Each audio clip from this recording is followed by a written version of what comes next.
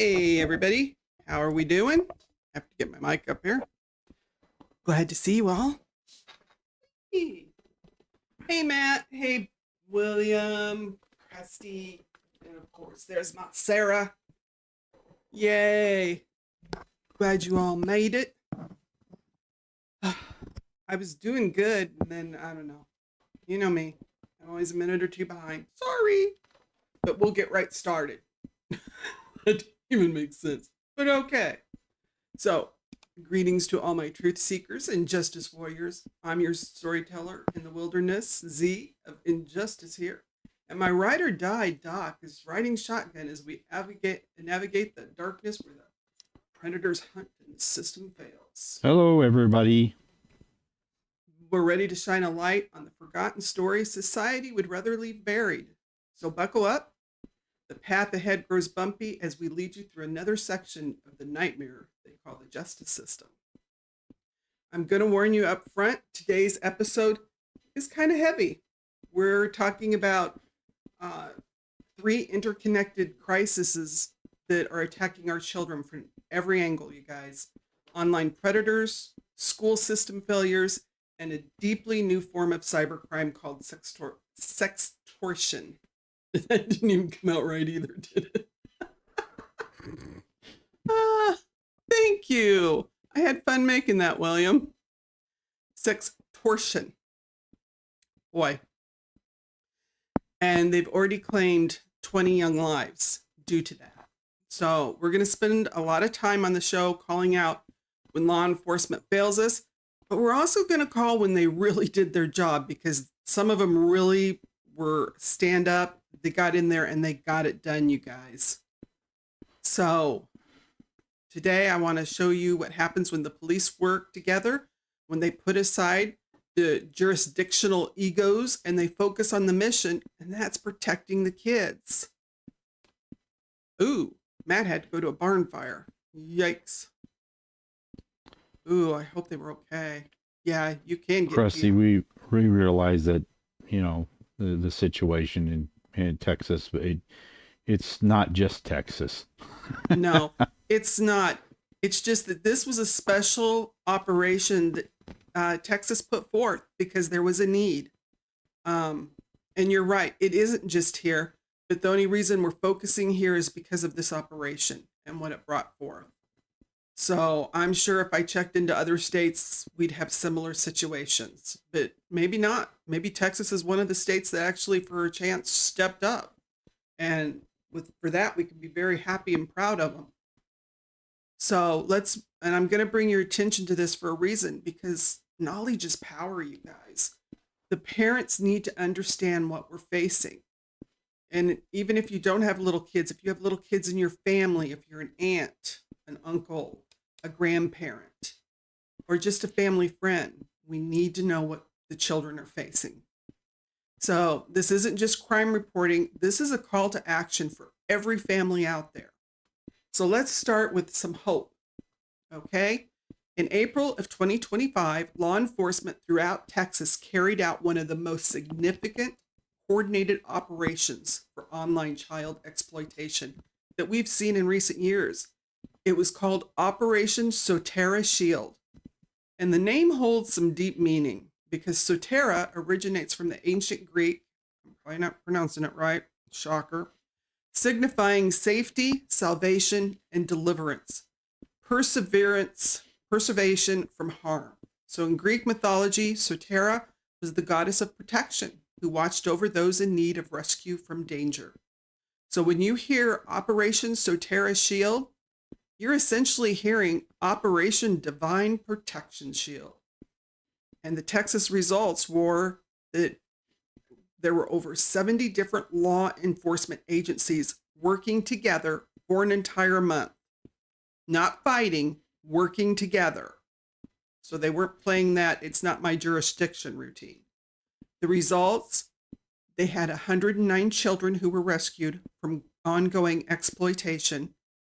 But here's the kicker, you guys. According to the Assistant Chief Dan Curtis of Plano, Texas, he said many of the children recognized or rescued were previously unidentified. They had never been reported missing. They had never had their abuse known to the authorities. So that's kind of heartbreaking. 109 children, and the majority of them had never been declared missing. But they got 244 offenders arrested, and we're talking about 244 faces of men and women that have been charged with exploiting and children for sex trafficking or pornography. Pornography. Okay. It just sounds funny. It is funny. Okay. But 368 criminal charges have been filed in connections with these arrests. 368, you guys. So one source reports that approximately 213 terabytes of data have been analyzed, with a substantial portion containing child sexual abuse. To put that into perspective for those of us that aren't techies, 213 terabytes is 213,000 gigabytes. That's enough storage for about 42.6 million high-resolution photos. 42.6 million. 42,600 high-definition movies, or the equivalent of over 400 laptop hard drives. It would take nearly 10 years to watch that much video content continuously. And that's just what has been analyzed so far. So the total amount of digital evidence seized during this entire operation is described as extensive volumes of terabytes. Yeah, of creepolas doing evil things. And what really struck me with this is that despite all this evidence, they're still being processed. More arrests are going to be coming. More victims will be identified. So justice has already been served, but we're seeing a few sentences that are coming across. One of them was Zachary Arzola, 28, and I could not find a picture of him. For some reason, they're hiding him. I don't know. 20 years old, or 28 years old, he got 20 years in federal prison. He created a fake teenage identity to groom a 14-year-old and then kidnap her from Ohio to Texas. So he lied about his age, saying he was 16. He traveled to Ohio. He concocted a plan to kidnap her. He even went in under the guise of, oh, we can elope, and acted on it. The sentence he received should serve as a warning to other online predators. They will be caught and face justice. Parents around the country should take note of the ease with which Arzola was able to exploit technology to lure that innocent child into danger, you guys. Hey, Pammy, glad you're here. The next one was Desnique, I guess. Herndon. Thank you, Doc. Herndon. Hey, he has to help me with some of these names. Got some doozies. He's 28. He got 7 life sentences for trafficking, you guys. 7 life sentences. And we could give him more, we would. For trafficking multiple teenagers as young as 13. Even in jail, he was running this operation. So hopefully they got him somewhere where he can't use a phone. I mean, really. Hey, Fala. Hey, we just got started. I was a little late getting started too, so don't you worry. I'm just glad you and Pammy made it. The next one is David Parker. He was 54. He got 15 plus years for processing over 34,000 images of child porn. Okay. Oh. It's so hard to do that. Okay. But here's the part that's going to terrify every parent listening, you guys. FBI Special Agent in Charge, Joseph Rothrock, explained that predators have evolved. He said, I think for many of us, and he said, I'll speak for my generation, we were raised to be concerned about faceless strangers that might try to contact us or harm us, on the street. But we've moved past that because the predators have access to our children in our home through technology. And we're not talking about just social media anymore. These predators are exploiting online gaming systems to target the kids. In many of these cases, they've never met the victims face to face. They're using technology to manipulate these kids into sending explicit images and videos from their bedroom. I mean, just think about that. Now, there was also another international operation called Artemis. This operation was built upon something even bigger. Our Operation Artemis was led by the FBI in partnership with agencies from Canada, Australia, and Nigeria. Yeah, Nigeria. You know, we all used to worry about the Nigerian prince that would send you the email scams targeting adult wallets. Not no more. Nigerian cyber criminals have evolved into something more sinister. They've started hunting vulnerable teenagers through sextortion. Yeah, William, that is a good point about the AI, because you can make yourself sound like anything. Yeah. Anybody. If you're 84-year-old man, you can sound like a teenage boy. Yeah. And that's really true. They had, and this was a while back, a young girl that had gone skiing with friends. You know, she was like 16 years old. Her mother gets a phone call saying that she's been kidnapped and they want money. The mother thankfully called her daughter, and her daughter answered the phone saying, "Yeah, I'm skiing." They had gotten her voice off of Facebook, a post where she had been talking, and they were able to make it sound like her telling her mom, "Do whatever they tell you." So you're right. Isn't that scary, Doc? Yeah, that is scary. Really is. It really. But here's how it works, and parents, listen carefully. The criminals are going to pose as this attractive young woman on social media. They befriend this teenage boy, or it can be the opposite, seducing them into sharing nude photos, then threaten exposure unless they pay money. Even after payment, the demands continue and they escalate because they keep asking for more. And this scheme has been linked to over 200 teen deletions where they've deleted themselves because of it since 2021. And that's the ones that they've connected. One father whose 16-year-old son deleted himself in 2023 said after being targeted, he said, "Imagine someone walking into your home in the middle of the night and pew-pewing your son."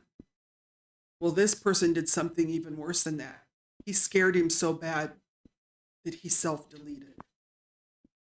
And so that father, he'll never get over that. It breaks your heart.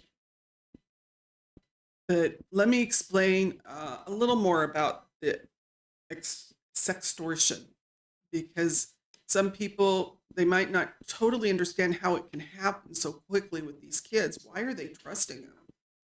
But the predators really manipulate these children and kids into creating and sharing these images. They threaten them, they extort them for more. But the FBI has reported that they even go after children as young as 8. Yeah. Hey, Dr. Dre, glad you're here, darling. But the FBI, you know, they say they go after honor students, athletes, children from every background. The only common factor is the internet, you know? So the 3 entry points is the false relationship. You know, predators study how the teens communicate online. And then they fake a profile, often posing as a teenager. So, Doc, it's like if you have a child that does a lot of gaming with the multiplayer games, this could be someone just lurking and watching to see how your child talks. Oh yeah, it's a foregone conclusion that if you're gaming online and you don't really know this person, you haven't played with them, you know, for a long time. If they're online with you, they don't have to be the person that they're pretending to be online at all. Yeah. And then they use bribes and incentives, you know, money, gift cards, gaming credits. fake modeling opportunities. But then come the threats, claiming they already have compromising images. Once they get that first image, they have the leverage. The cycle will escalate quickly, you guys, and the child has such fear of getting in trouble, shame, and concerns about losing their device privileges, which to us it seems stupid, but to a child, it's huge. So that the harassment becomes unrelenting and vicious. And although physical meetings are rare, the emotional and mental scars run deep with the children. But one of the most powerful testimonies was that son, that man that his son ended up deleting himself because he was just so scared. He just didn't know what was going to happen to him.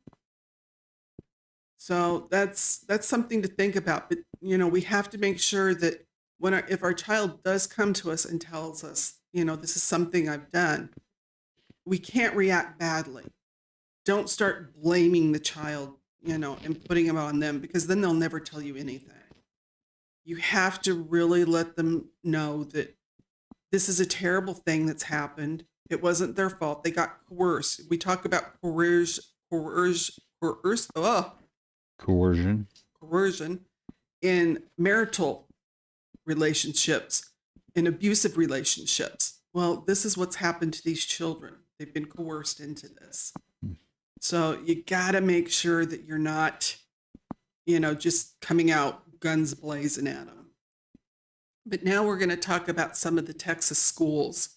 And I've only touched on a small sample because I found a website that goes through the schools, and it's in every part of the school, you guys. It is spooky. So, and some of these may have come from Operation Soteria. It didn't give Soteria credit for all of them, so we don't know. But the first case is a coach, and his name is Bradley Thomas Love. He was arrested June 14th of 2025. 26 years old, a basketball coach and teacher at tiny Medina Independent School District. They had 240 students and 30 teachers, so it's a small school. And what makes this a terrifying case is he had been working there since August of 2024, you guys, but he never had a Texas teaching certificate. He wasn't even listed on the state's do not hire list because he wasn't listed as a teacher. The registry became because no one was tracking him. See, the do not hire registry is supposed to be there so that, if someone's bad, that they don't keep hiring him in other schools. Well, it didn't work because he didn't have a license. Well, wait a minute. Maybe somebody else can chime in here. This guy doesn't look old enough to be a coach. 26 years old. That's barely, what if you were just out of college, that would be this guy, and already to be a coach. Hey, Irish Amy made it. Wow. That is amazing. Yeah, William, what do you think? You're our sports guy. 26 years old, and he's already the coach at this. Well, it was a tiny school. That may be why. But so he was charged with an improper relationship with a student, a second-degree felony. The alleged offense happened on April 25th of 2025.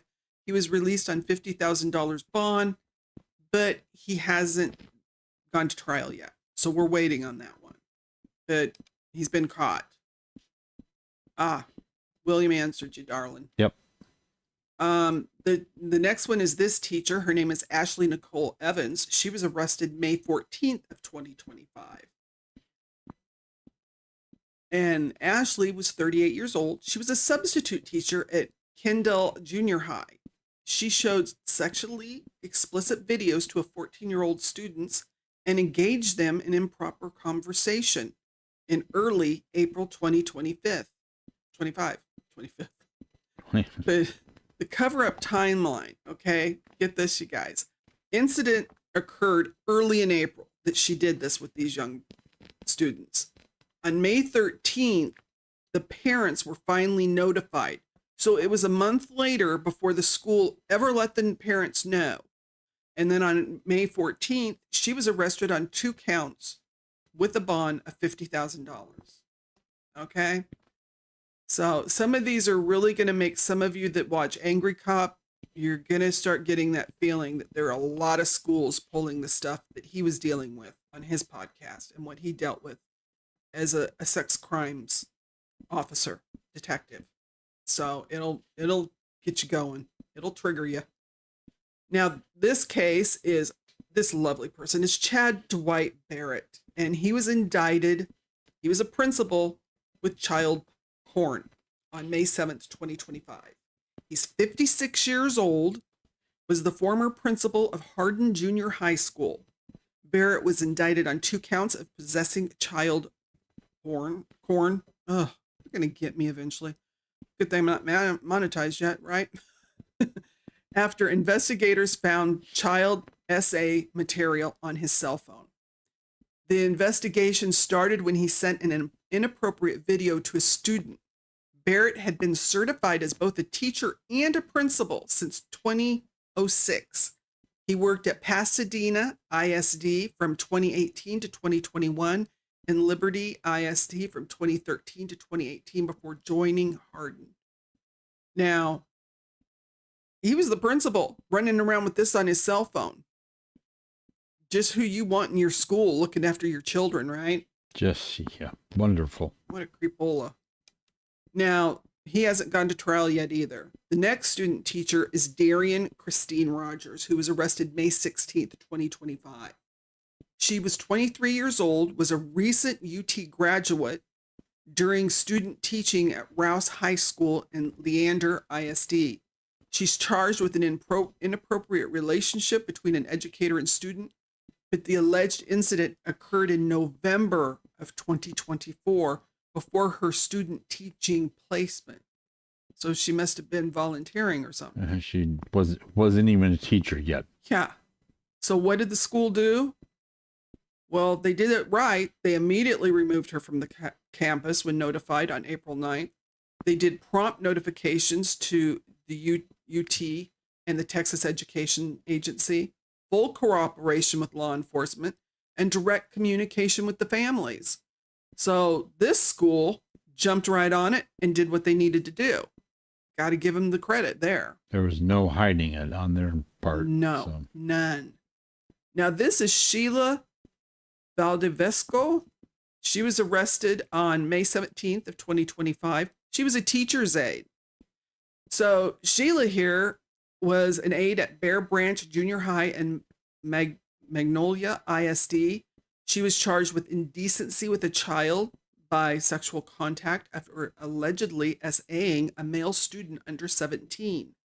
Magnolia ISD immediately placed her on leave during the investigation, subsequently terminated her employment, and have cooperated with law enforcement. So another school that stepped up, did what they needed to do.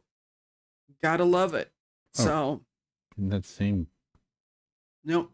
No. This is Gina Michelle Woodworth. And I told you it's in all parts of the school. She's the cafeteria predator. She was arrested May 8th of 2025. She's 30 years old. She was a cafeteria worker at East Central High School who allegedly admitted to having sex twice with a male senior student in a campus kitchen closet. The disturbing details, they used district vehicle to transport the student to another campus. The encounters in the cafeteria kitchen closet after work shifts, student said he'd known Woodworth since freshman year. She had become upset if the student didn't acknowledge her, so it was classic grooming behavior. So I guess he finally went and ratted her out. Lord have mercy. Now the next one, hey, let's not forget the custodian. Eric Lazaro Landerverde, arrested May 28th, 2025. Eric here, 64, was the custodian at Little Elm ISD Brent Elementary School. Yeah, elementary. He was charged with continuous sexual abuse under a child of 14, a first-degree felony carrying 25 years to life, Little Elm ISD immediately removed him from student contact, terminated employment, and launched a coordinated criminal investigation and communicated with Brent Elementary families. Another school stepped up and did what was right. Gotta love it. Well, now let's not forget the math teacher. Hillary Daniel Williams, she even had new charges filed in June of 2025. She's 34 years old, was a former Wells ISD math teacher who initially faced child porn and things with animals. Not even going to say the word. Can't do it. Charged in February of 2025. In June, she got new charges of indecency with a child by sexual contact. February 2025, she was arrested for the animals and possession with intent to promote child porn. On June 2025, new charges for inappropriately touching a young child. Her total bond is $550,000. Wells ISD allowed Williams to resign rather than to terminate her. Yes. Yeah, that's not right. No. So this school, no, they get no awards. Wells ISD, no award for you. That was wrong.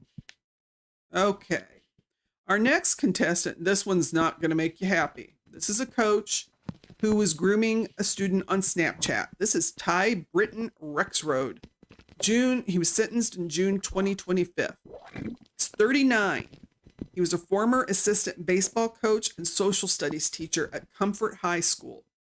He only got 4 years in prison, Doc, plus 10 years probation for having sex with a 17-year-old and grooming multiple underage female students via Snapchat. Goodness gracious. Let me repeat that. He groomed and had sex with a 17-year-old, but then he was grooming multiple underage females via Snapchat. And he only got 10 years. Well, no way, 4 years.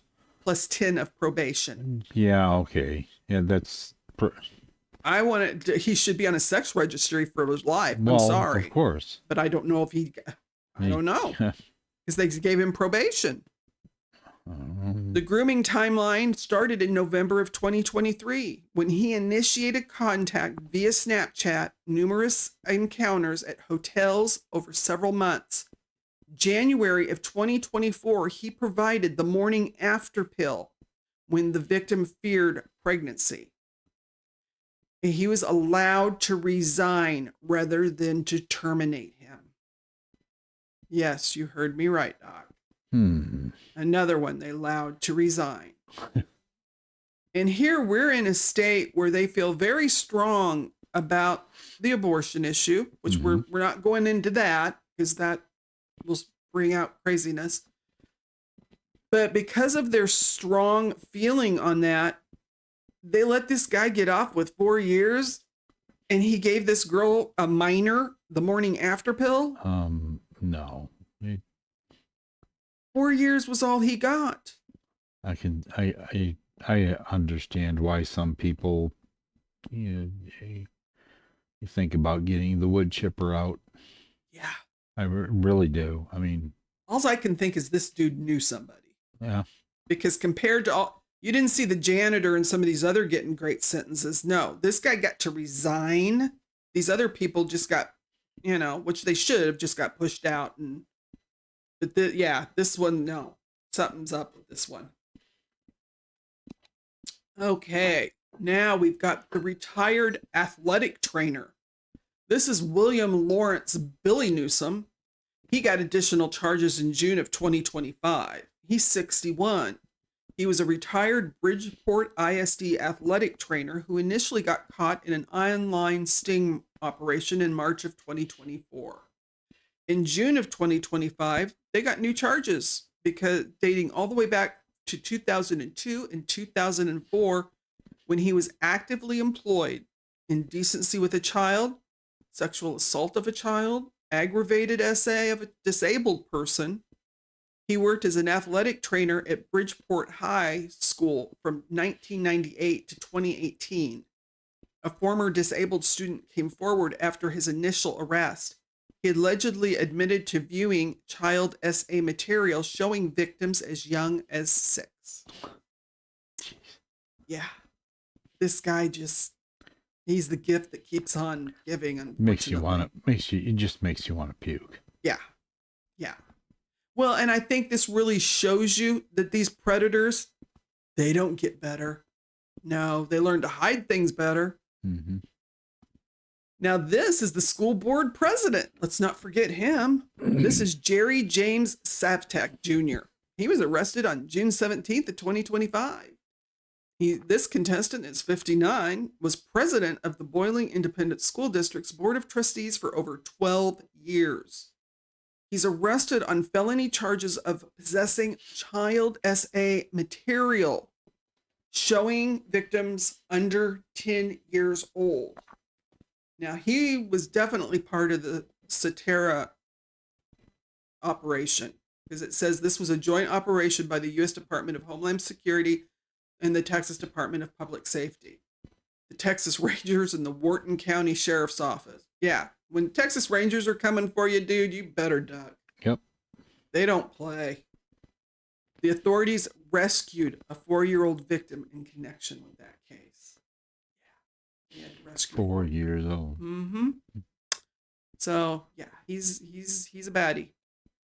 Our next contestant, stepping up to be Predator of the Year. Didn't he look like a winner? He's a first grade teacher. Yeah.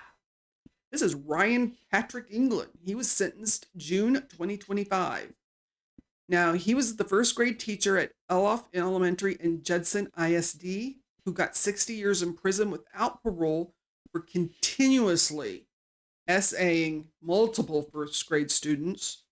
The systematic abuse touched students' private parts during class and after school activities. He offered snacks and told them to keep it a secret. When victims moved to second grade, he pulled them from after school programs under the pretense of tutoring them. The case began over 5 years ago when a parent reported an incident in England on him. England is his last name. And so the investigators identified 5 victims. Sounds to me like they didn't act quickly enough. No, not nearly. Yeah, that's just me. Thank you, Fallow, for getting the information out there. Pammy, you're right. You don't play with the Texas Rangers. Yeah, that's a no-go. Now this one, this contestant's a winner. He was a church volunteer and a school volunteer. This is J.M. Dale Mustin. He was arrested May 2025. He was a former community pastor and prominent North Texas volunteer who worked at Louisville ISD schools. He was arrested on child porn charges, 1 count of possessing more than 50 images, videos, and 4 counts of possessing lewd material depicting children. Now, his community standing as the former pastor at Preston Trail Community Church was from 2019 to 2023. He volunteered at Durham Middle School and Creekside Elementary. He founded a nonprofit that even won the 2016 Nonprofit of the Year Award. And he received the 2017 Volunteer of the Year Award. Now he's banned from Louisville ISD facilities, and he's being held on a $500,000 bond. He sounds like he did a really good job of finding ways of getting, in the right position to do what he. Yeah. Oh, jeez. And that's what predators do. Yep. They look for how to get in to these schools, because schools or after school activities, clubs, sadly, this is where a lot of these predators hang out. Okay, now this contestant is going to drive you all a little crazy, because this one's a cover-up, kind of reminded me of Angry Cop. This is Bryson Lanier Newton. He was arrested March 2025. In November of 2024, he was a substitute teacher who allegedly SA'd a student at Ruby Young STEM Academy in DeSoto ISD. Here's the cover-up timeline. November of 2024, he commits the assault. December of 2024, the student makes an outcry. So I don't know if it was a month or weeks later. The student makes an outcry and tells someone. He's immediately removed and barred from the school. Okay, that's good. March 2025 or of 2025, he's arrested on SA and on improper relationship charges, you guys. May 2025, the district holds a bond election, which was really suspicious timing.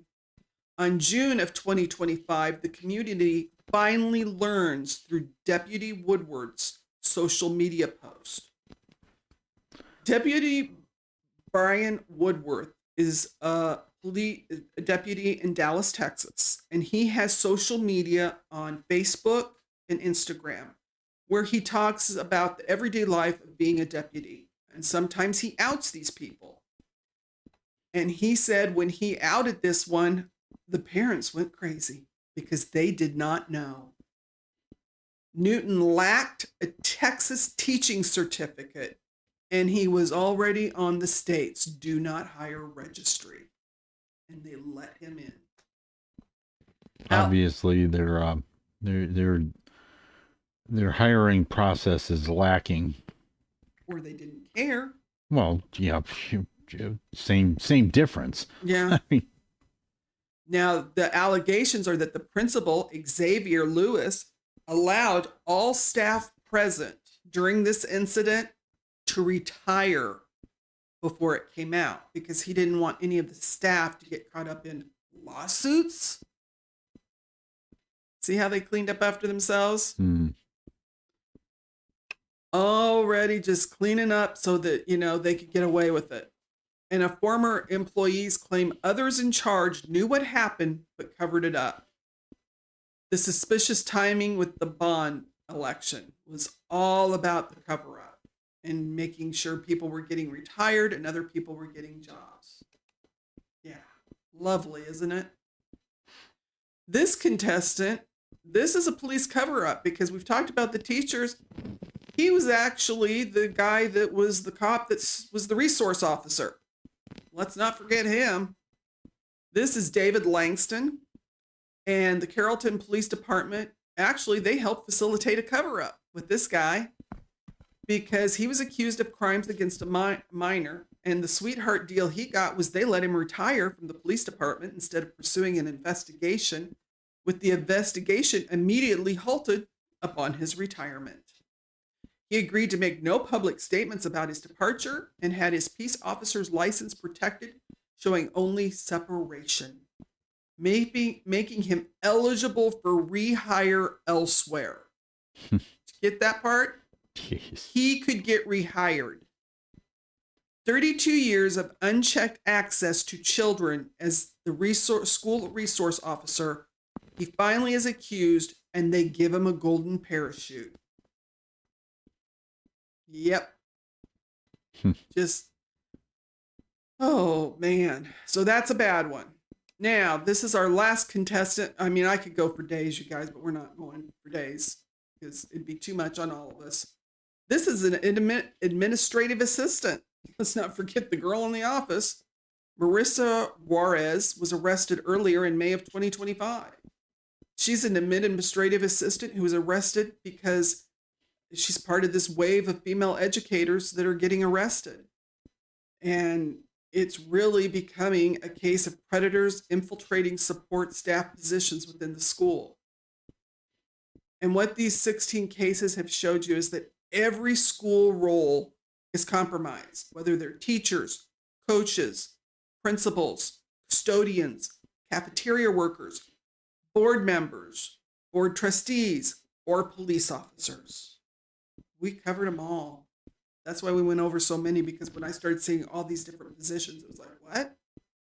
The cover-ups are systematic delays in notification, allowing resignations instead of terminations. There was uncertified predators that were slipping through the cracks. Grooming spans years, you guys. You know, it's a calculated long-term exploitation. You don't groom someone quickly.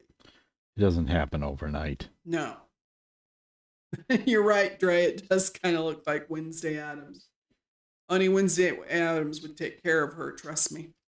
She wouldn't put up with that. Technology has enabled abuse. You got Snapchat, the social media, the district's devices, because some of the districts have their own internal communications. And the female predators are increasing. We had at least 4 arrested in May of 2025 alone. I mean, think about that. And here's what connects all these stories, you guys. The technology is given predators unprecedented access to our children. As the FBI agent Joseph Rothrock explained, it's not the stranger danger anymore. They're coming right into the children's bedrooms through their devices, the gaming systems, the educational platforms. You know, they're all potentially hunting grounds. So sometimes your kid might be, you know, accessing a school platform. They're just as dangerous. So protecting your children, essentially, it's conversations. People need to sit down. We can't be prudes. We need to sit down and talk to our kids. You know, ask your child, has anyone you don't know tried to contact you online? You know, let them know. People can pretend to be anyone online, like Doc was saying earlier. Block strangers immediately. I mean, I get those on Facebook every now and then where some dudes, like, they want to friend you. And it's like, I don't know you. And when you look at their Facebook page, their new Facebook page, it's some scam. It's just scammers trying to get people to, you know, they think you're some lonely woman that's, you know, going to jump on this. And it's like, no, half the time the picture's not even the real person. But any picture you send can become public and be used against you. You got to let your children know that. You got, you know, truthfully as adults, don't send nudes. I'm sorry, guys. Boyfriends and fiancés and husbands don't always stay boyfriends, fiancés, and husbands. And it goes the opposite way for men. Sometimes there are breakups. Then it gets ugly. And then things are threatened, and it's not worth it, because your picture can be reused for revenge porn, and you don't need that. You know, so just don't be sending them out. You know, Pammy, you get them too? Yeah, I delete them. Do you know the other day, Pammy, I don't know if you use Next Door Neighbor, that app. I had some guy trying to friend me on there. It's like, dude, this is a Facebook thing. What are you doing trying this in the neighborhood? Go away. I called him out on it and haven't heard from him since. That was fun. Well, William,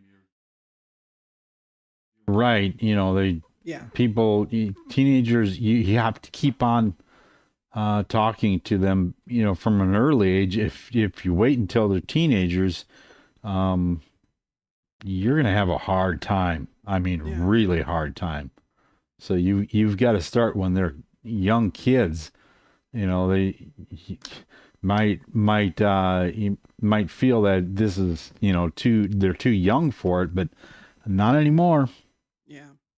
Well, and I think one way to do it so as not to absolutely terrify them is if there's a local situation that you know's in the news, you know those kids are going to see it. Go ahead and bring it up. Talk to them about it. If they're of an age that, you know, hey, you got a 4-year-old, yeah, that's a whole different program. But if you got a teen, you know, bring it up. Ask them what their thoughts are. Feel them out. Sometimes we do a lot more talking than we do listening.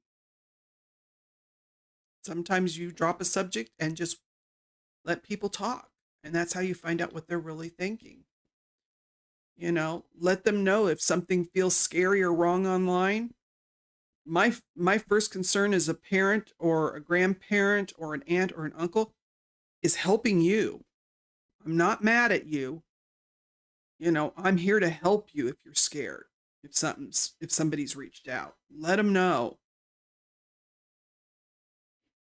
Yeah, you're right, Sarah.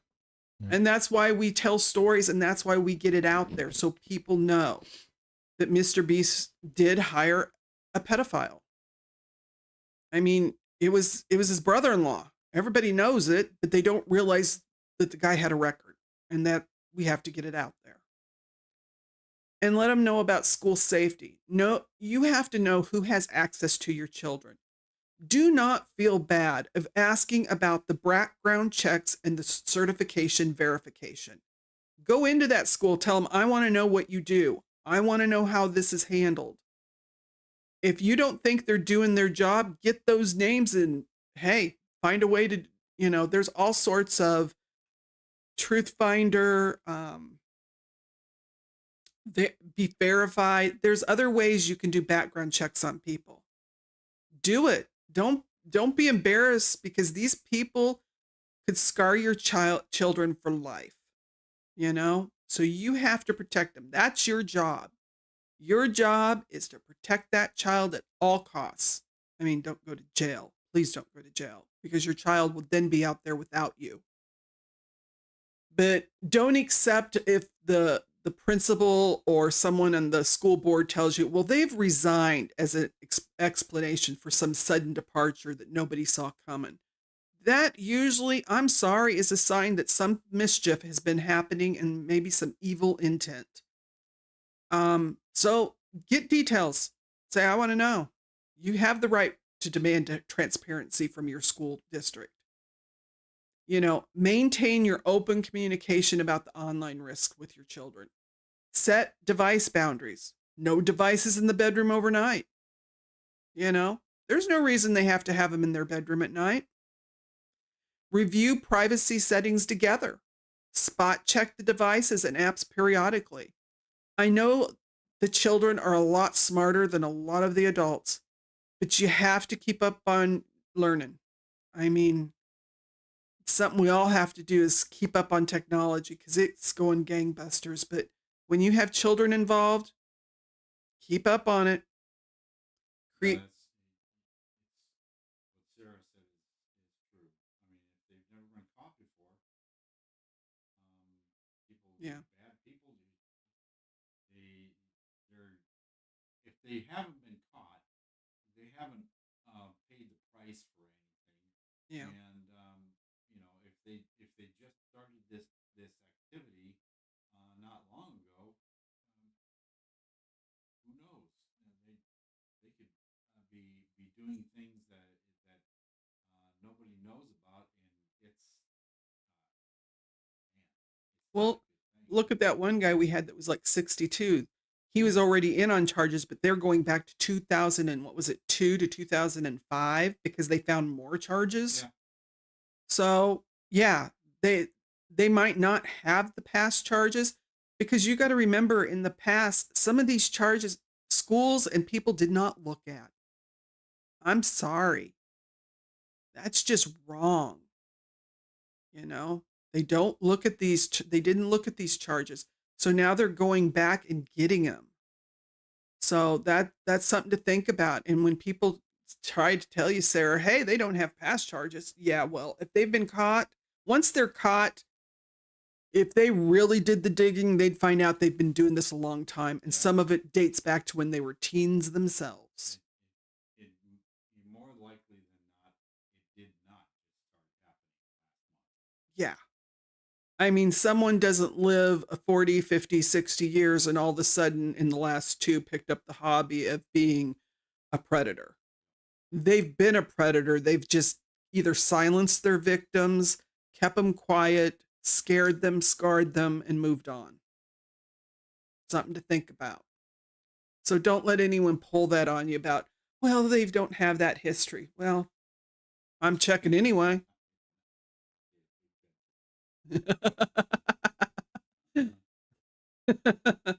There, Doc's doing his best big country. He can do a good one too. So create an environment where your child feels safe coming to you and reporting these concerns. And the most important message, your priority is to help them, not punish them. Children have to know they can come forward without fear. Our first reaction is going to be we're upset or we're mad, not particularly at them, but we're just mad. You just have to bite the side of your tongue if you have to, and let them know that you're there for them, because it's not their fault when adults are doing creepy stuff. Mm-hmm. Teach your kids when they're little. No, if any adult comes to you and says, I need your help. No, you don't. You're an adult. You don't need my help. I'm a child. There's no reason an adult should be telling your child, I need your help. Come with me. Never. So the investigation from Operation Soteria Shield continues. The seized devices are still being analyzed. There are going to be more arrests. More children will hopefully be rescued. I mean, I'm thinking of those 109 that they were able to rescue. Sarah Wright, code word. That is a big one. Yeah. You have to have a family code word so that your child knows if someone comes saying your mom's been in an accident, your dad's been in an accident, they told me to pick you up. Well, what did mom or dad say? What was the word they told you, you know? And make it something that's just crazy enough that nobody's going to guess it. But we want more children rescued. Those 109, my heart breaks for them. I hope they've got them in some decent place so that they can get some healing. But we can't wait for law enforcement to solve everything. As parents, you're the first line of defense. The school board, we're watching you.